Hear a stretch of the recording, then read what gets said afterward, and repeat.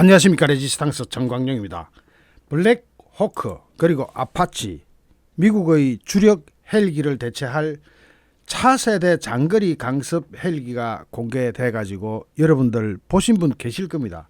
그런데 이것이 헬기인지 아닌지 여러분 직접 영상을 보면서 판단해 보십시오.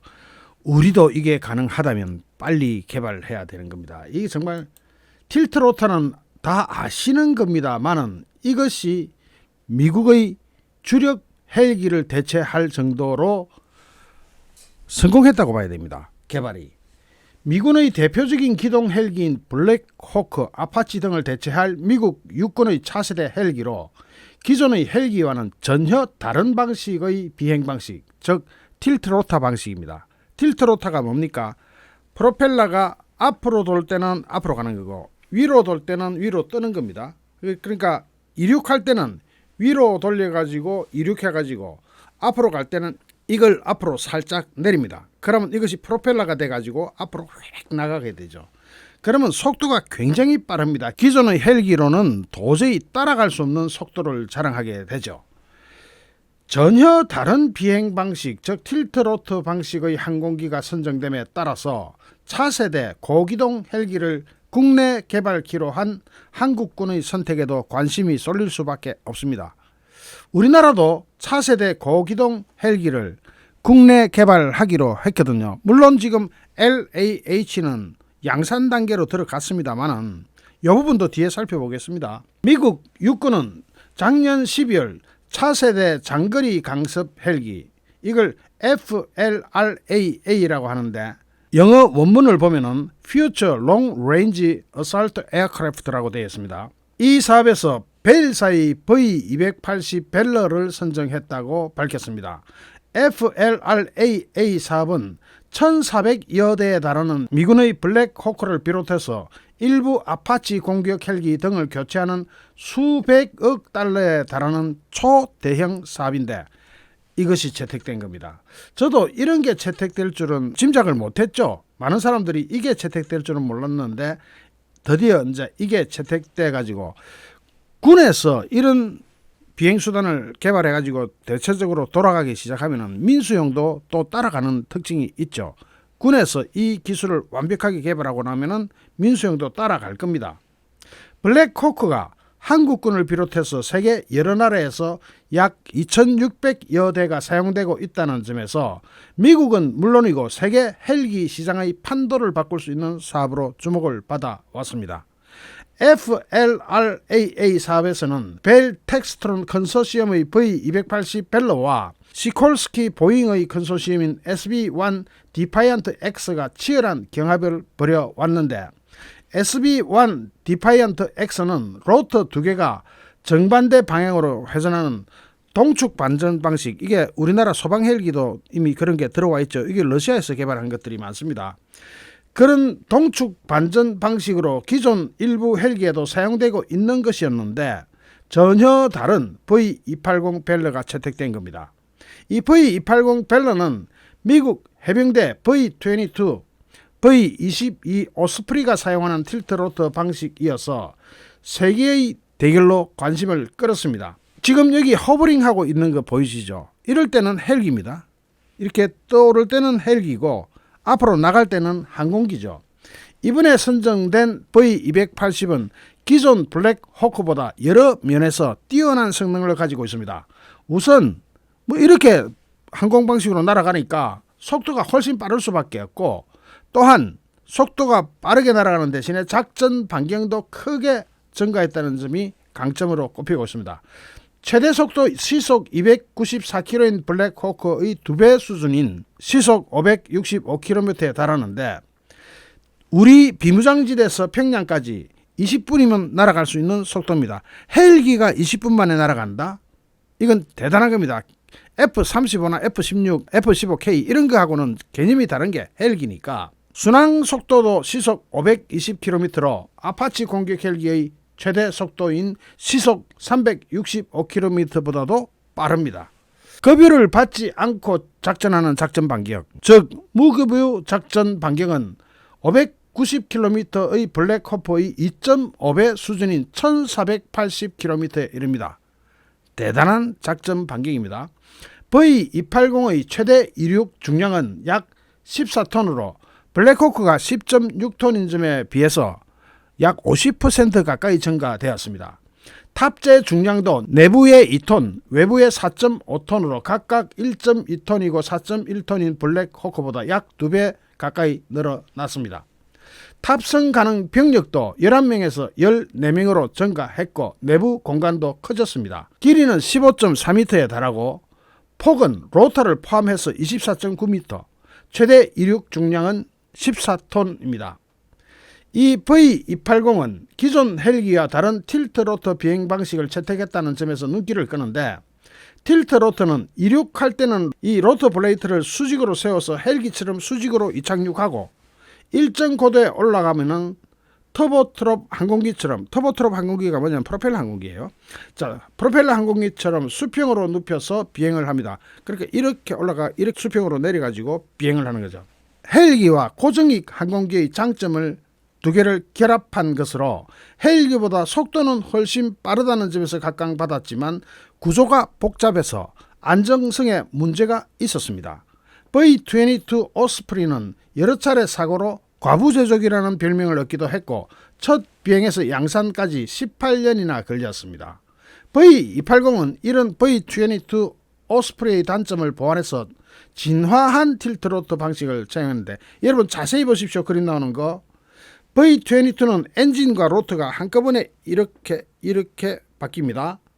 그렇게 회전하는 방식이지만 V280은 엔진은 수평 상태로 그대로 두고 날개만 위로 딱 올라갑니다. 그러니까 엔진은 그대로 있는 거죠. 그러니까 로터 축만 90도로 움직이는 그런 방식입니다.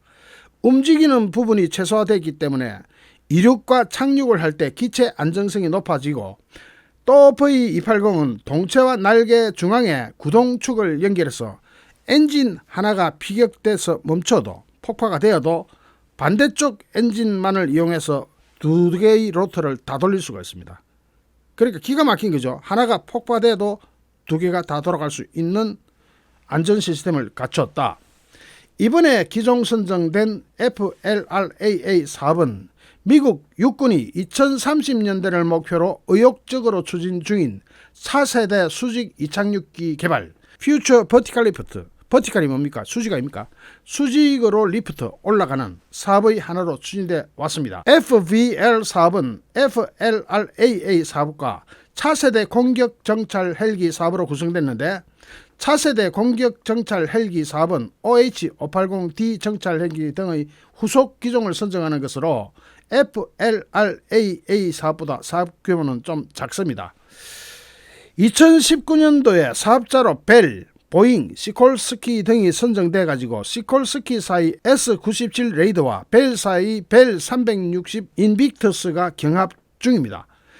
미국 육군은 FVL, 즉 수직 이착륙기 사업을 통해서 미래전 작전 개념을 변화시키는 데 맞춰서 그동안 사용해왔던 UH-60 기동 헬기, AH-64 공격 헬기, OH-58 정찰 헬기 등 각종 헬기를 미래형 슈퍼콥터로 교체하고 센서나 항공전자 장비 등 주요 장비를 공통화할 계획입니다. 우선 이번에 기종으로 선정된 V280 시제기를 1년 6개월 동안 2억 3,200만 달러의 예산을 들여가지고 제작해가지고 시험 비행에 났습니다. 내년부터 시험 비행에 착수해서 군의 요구 조건을 모두 충족하면 양산 단계에 들어가가지고, 그러니까 군의 요구 조건이 전부 충족되면은 그때 양산 단계에 들어가가지고 2030년부터 미군에 인도될 계획입니다. 자, 우리는 어떨까요? 우리도 차세대 고기동 헬기 개발과 관련해서 미국 육군의 차세대 헬기 기종 선정 및 그 파장을 예의주시하면서 적극적인 대응에 나서야 될 겁니다. 앞으로 미래 헬기가 이쪽으로 간다면은 당연히 우리도 이쪽으로 연구 개발해야 합니다. 다만 이쪽은 지금 우리 기술로는 굉장히 어려운 기술입니다. 그렇다고 안 할 겁니까? 그리고 또한 우리나라는 이 개발 능력에 있어서 참 머리가 좋은 그런 특징을 가지고 있기 때문에 미국이 저렇게 개발해가 양산 체제까지 간다면 한국도 못할 이유는 없습니다. 우리 정부와 군 당국은 육군의 차세대 헬기 사업을 벤치마킹해서 시속 450km 이상의 고속으로 기동할 수 있고 각종 첨단 전자 장비와 소형 무인기 등으로 무장한 차세대 헬기 개발을 추진 중입니다. 현재 추진 중인데 여기에서 우리 한국군이 대한민국이 개발해 왔던 소형 무장 헬기도 한번 돌아보겠습니다. 이것도 나름 열심히 했고 잘 될 수 있을 것으로 보이는데 이거 보시면 이해가 되실 겁니다. 지금 뒤에 그래픽 나갑니다. 한국 육군이 한국항공우주산업회 즉 카이에서 개발한 소형 무장 헬기 LAH 라이트 아임드 헬리콥터의 준말입니다. LAH를 도입하기로 했습니다. LAH의 도입에 따라서 항공 전력이 향상될 것이라는 전망이 나오고 있는데 육군의 타격 반경이 넓어지는 것은 물론이고 해군, 공군과 해병대와 합동작전 능력도 강화될 것으로 기대됩니다. 뒤에 나가는 그래픽 보시면 뭔가 짜릿한 게 느껴지죠. 우리나라도 저기까지는 갔습니다. 카이는 2010년 최초의 국산 기동 헬기인 수리온을 개발했었습니다. 이어서 국산 공격 헬기의 시대를 어쨌든 공격 헬기 시대를 열 때 우선 소형 무장 헬기 개발부터 해야 되겠죠. 그러면서 점점 키워나가야 되겠는데 탱크 킬러로 알려진 공격 헬기는 대전차 미사일, 로켓, 기관포 등의 무장을 장착했고 이처럼 고유 모델의 공격 헬기를 설계하고 양산하는 나라는 전 세계 7개 국가에 불과합니다. 그만큼 대한민국의 기술 개발과 양산이 수준에 달했다. 어느 수준에 올라갔다. 전 세계 7개 국가밖에 안 된다 그러면은 상당히 어렵다는 이야기인데 그 수준은 돌파했다. 카이가 2015년 6월부터 개발에 들어간 LAH는 4.9톤급 무장 헬기입니다. 좀 소형이라서 그렇지 나름 갖출 거를 그런 대로 갖추고 있습니다. 2016년 8월에 기본 설계를 마쳤고 2017년 11월에 상세 설계를 마무리 지었고 2018년 12월 달에 CJ 1호기가 출고됐고 2019년 7월에는 초도 비행에 성공했습니다. 각종 비행 실험이 진행 중인 LAH는 기령이 40년, 50년에 들어선 노후 공격 헬기 500MD와 AH-1S 코브라 헬기를 대체할 예정인데 LAH 성능과 전력은 노후 헬기에 비교했을 때 상당히 우수하다는 평가도 받고 있습니다. 최첨단 항공전자 장비와 무장을 장착했고 LAH의 표적 획득 지시 장비 TADS는 20km나 떨어진 표적을 탐지할 수 있고 국산 공대지 유도탄 1000검을 이용해서 수킬로미터나 떨어진 적 전차를 원거리에서 파괴할 수도 있습니다. 레이저 조사 및 추적 기능도 탑재돼서 레이저 유도 로켓도 운용할 수 있습니다. 20mm 터렛형 기관총과 70mm 로켓탄으로 적 장갑차 및 지상 병력을 제압할 수 있습니다. 거기다가 추가로 네트워크전 능력도 확보했습니다. 실시간으로 전장 정보를 획득해서 각 군의 지휘소나 또는 다른 무기 체계와 공유할 수 있습니다. 지상군과 항공기, 헬기 등이 연계해서 벌이는 네트워크전 능력은 육군이 보유한 최강의 공격 헬기인 아파치도 확보하지 못했던 겁니다. 러시아의 우크라이나 침공 과정에서 네트워크전의 중요성은 더욱더 부각되었습니다. 러시아 군의 졸전과 부진은 취약한 네트워크전 능력에서 비롯됐다는 분석이 나오고 있습니다. 전장 상황을 인식하는 능력의 향상과 함께 해공군 및 해병대와의 합동작전 능력이 더욱 강화됐습니다. 그리고 여기에는 자동 비행 조종 장치, 항법 장치 등이 들어가서 비행 안전성이 획기적으로 높아졌고 핵심 기술로 통하는 자동 비행 조종 장치는 헬기가 호버링할 때, 즉 제자리에 머물거나 속도나 고도를 조절하는 것을 모두 자동으로 할 수 있게 했습니다. 자동 비행 조종 장치는 비행 안전성뿐만 아니라 사격 과정에서 발생하는 각종 반동도 고려해서 항공기의 자세 변화를 최소화하고 헬기 조종사로 하여금 더 많은 판단을 할 수 있도록 돕게 되죠. 그리고 무엇보다도 지금 뒤에 나오고 있지만 유무인 복합체계, 이거는 정말로 LAH의 강점으로 꼽힙니다. 카이는 지난해 10월 달에 방위사업청과 2021년에 신속 시범 획득 사업인 헬기와 무인기 연동체계 사업 계약을 체결했는데 캐니스트형 소형 무인기를 LAH는 물론이고 국산 헬기 수리온 계열에 탑재하는 것이 사업의 골자인데 이 복합 체계는 저비용, 비용이 별로 들어가지 않습니다. 그리고 효율은 높은 고효율의 장점을 지녀서 수출에도 보탬이 될 것으로 전망됩니다. 한편 LAH는 지난 2월달에 국외 저온 비행 시험을 성공적으로 마쳤습니다. 캐나다 옐로우 나이프에서 지난 12월 초부터 약 2개월간 40여 회의 비행을 하면서 165개 항목에 대한 점검을 성공적으로 마쳤습니다. 저는 이 LAH 이것도 대단한 성과라고 봅니다만 LAH는 소형 무장 헬기이고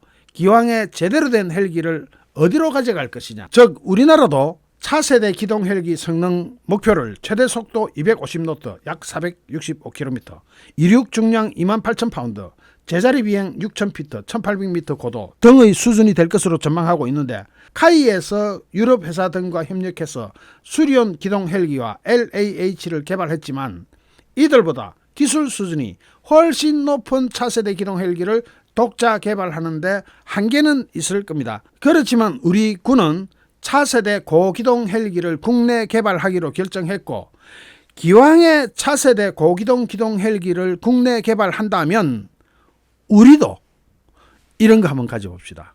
이 틸트로타 방식의 미래 항공기를 우리가 개발 보유하게 되면 어차피 미군도 2030년부터 사용한다고 하니까 지금 우리가 개발 기간이 그렇게 부족한 것은 아닙니다. 일부 부분에서 미국 벨사의 협조를 얻을 수도 있고 기술 이전까지는 안 해주겠지만 우리 자체가 가지고 있는 역량을 총 집결할 때 불가능하지만은 않을 것입니다. 차세대 고기동 헬기를 국내 개발하기로 했기 때문에 우리도 생각할 수 있는 겁니다. 군 관계자 여러분, 그리고 카이 관계자, 또 다른 방산업체 관계자 여러분, 이거 한번 시도해 봅시다. 그리고 국회 국방위원회, 우리도 이쪽으로 갑시다. 한번 적극적으로 고려해 주실 것을 당부드립니다. 잠시 후 또 다른 주제로 여러분을 찾아뵙겠습니다. 시청해 주신 여러분께 진심으로 감사드립니다. 여러분 고맙습니다.